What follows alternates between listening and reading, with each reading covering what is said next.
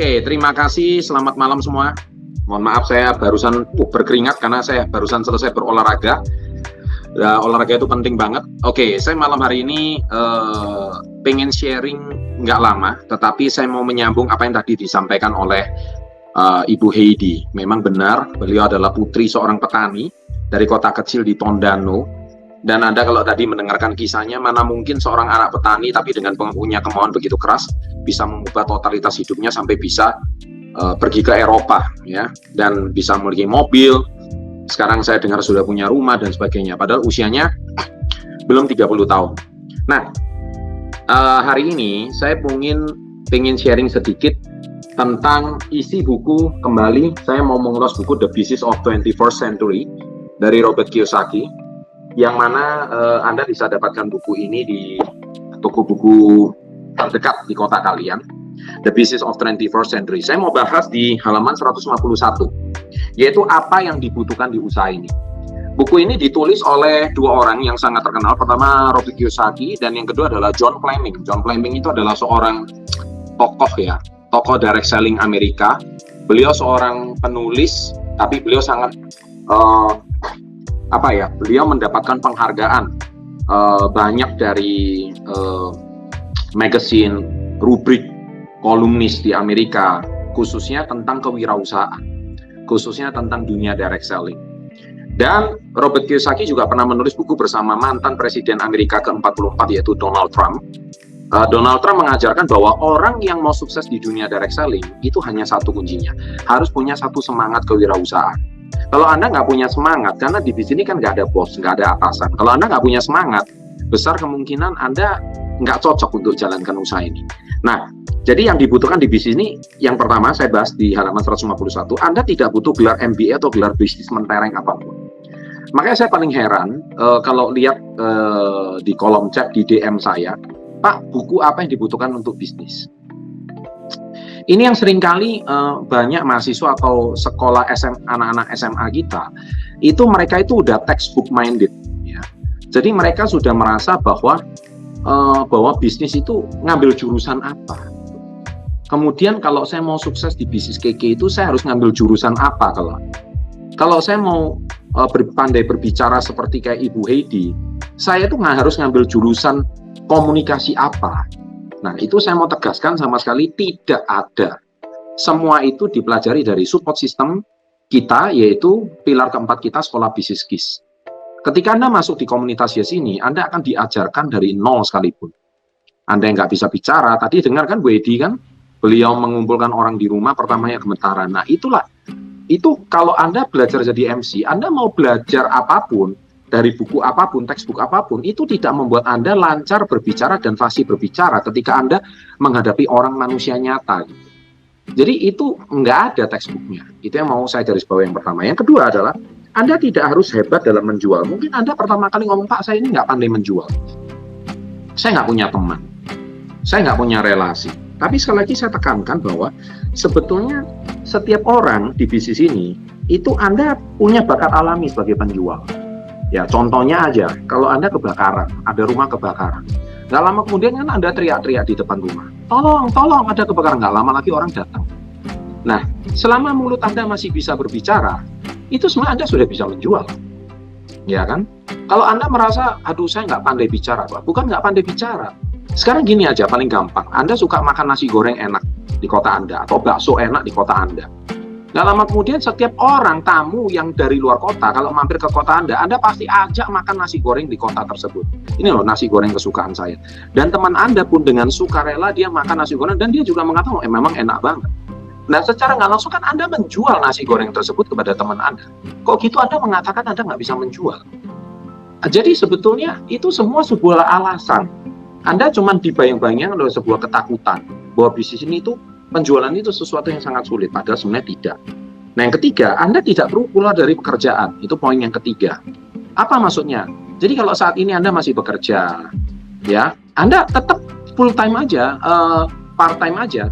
Jadi Anda tetap masih bisa menjalankan pekerjaan Anda, tapi Anda juga bisa part time di bisnis ini. Kalau Anda seorang mahasiswa, Anda tetap bisa part time di usaha ini, seperti kayak Ibu Heidi itu tadi.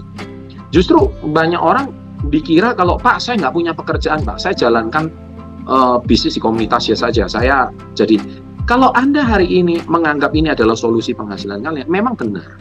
Tetapi permasalahannya adalah Anda belum dibekali mindset seorang entrepreneur yang baik. Karena entrepreneur itu beda dengan karyawan mentalnya. Entrepreneur itu siap tidak terima penghasilan, bahkan 6 bulan ke depan. Sedangkan kalau karyawan kan nggak bisa. Kalau nggak gajian 1 bulan sudah pusingnya 7 keliling. Nah kalau mental ini belum terbangun, bagaimana kalian itu mau membangun mindset seorang entrepreneur? Makanya saya sarankan Anda harus perkuat mental kalian dulu untuk totalitas. Nah yang keempat, Anda tidak harus menggadaikan rumah kalian untuk jalankan usaha ini.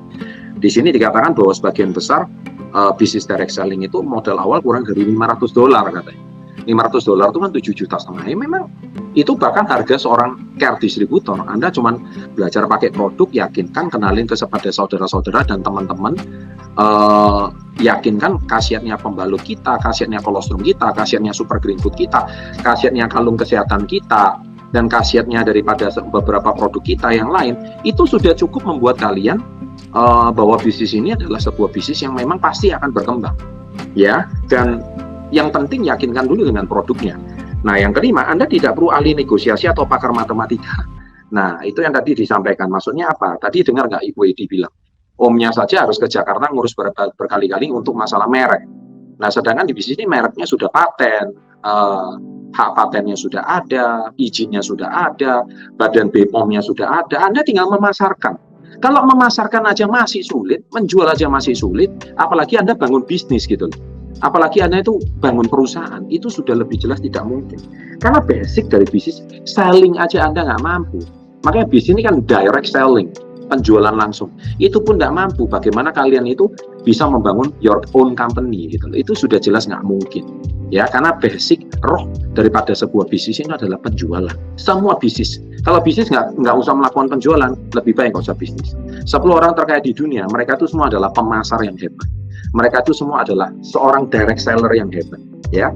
Dan yang keenam, jujur pada diri sendiri. Jadi membangun bisnis ini tidak mudah. Anda harus perlu bertanya pada diri sendiri. Apakah saya harus memikir apakah saya mau keluar dari zona nyaman? Karena bisnis ini kalau Anda nggak keluar dari zona nyaman nggak bisa. Seperti kayak Ibu Heidi tadi, dia untuk gabung aja 200.000 nggak punya. Untuk ikut seminar pengembangan diri 1,7 aja nggak punya, gitu, ya kan? Tapi sekarang hari Minggu besok sisa 200.000. Anda tetap stay di rumah aja, materinya sama gitu. Ya, tapi Anda harus keluar dari zona nyaman Anda. Jadi Anda harus menambahkan ini. Jadi kalau Anda nggak punya kejujuran sama diri sendiri, besar kemungkinan bisnis ini tidak akan berhasil.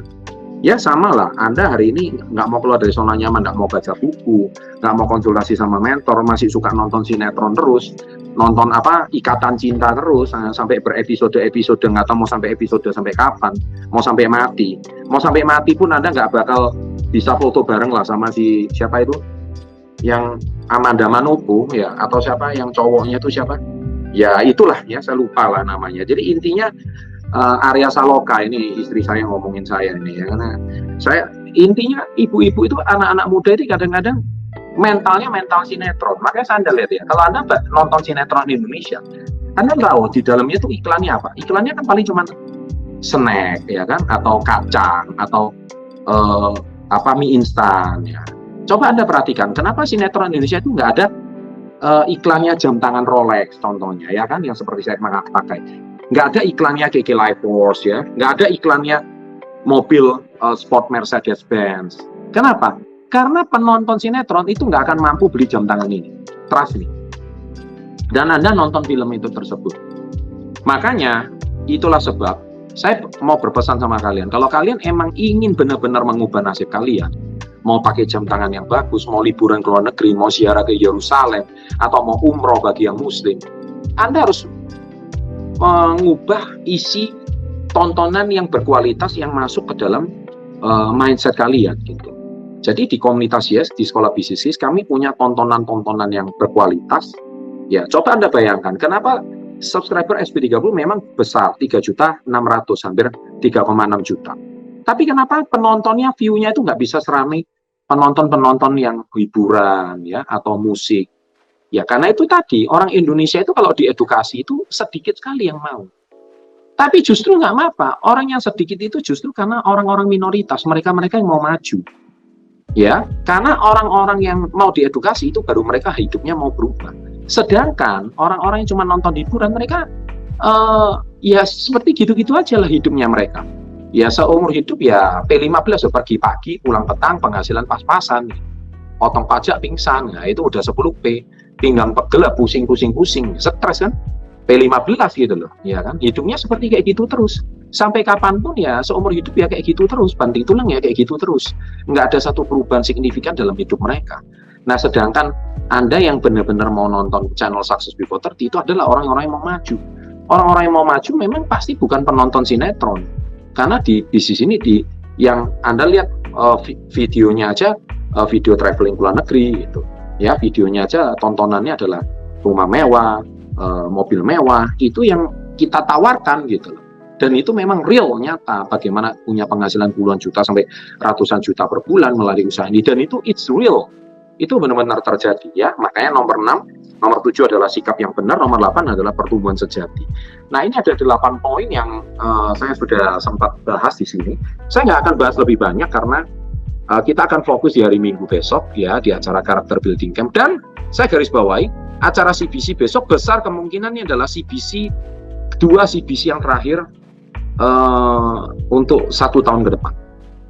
Jadi kemungkinan besar CBC di tahun depan tidak diadakan lagi karena kita berharap pandemi sudah berakhir, akhirnya sudah bisa diadakan seminar Yes I Can lagi.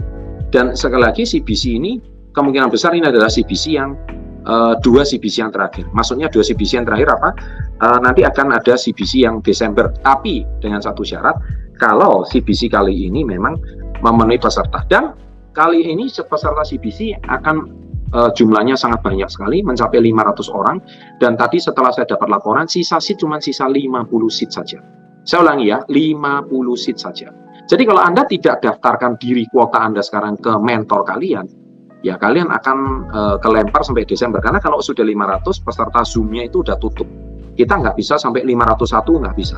Jadi mohon maaf, Anda mau bayar 5 kali lipat pun kami nggak bisa terima, karena Zoom-nya itu memang sudah kapasitas 500. Jadi kemungkinan Anda akan dilempar di Desember, jadi kloter terakhir. Dan setelah Desember, kemungkinan besar tahun depan ada CBC atau tidak ada CBC.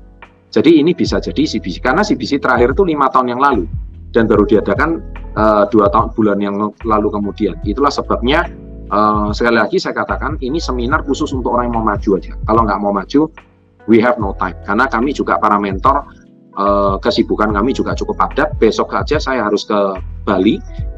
Saya besok ada syuting film, ya, ada syuting film di Bali besok. Dan itulah sebab waktu saya juga sangat terbatas. Sabtu saya baru balik karena Minggu harus CBC. Mestinya saya syuting filmnya sampai Minggu, tapi berhubung ada CBC, jadi saya terpaksa harus balik karena memastikan kuota kapasitas internet kita lancar dan sebagainya. Oke, itu sekian dari saya. Sampai jumpa di CBC. Pastikan seat Anda aman karena kita cuma maksimal 500 seat. Sisa 50 seat saja. Terima kasih, sukses untuk Anda. Selamat malam dan salam hebat luar biasa.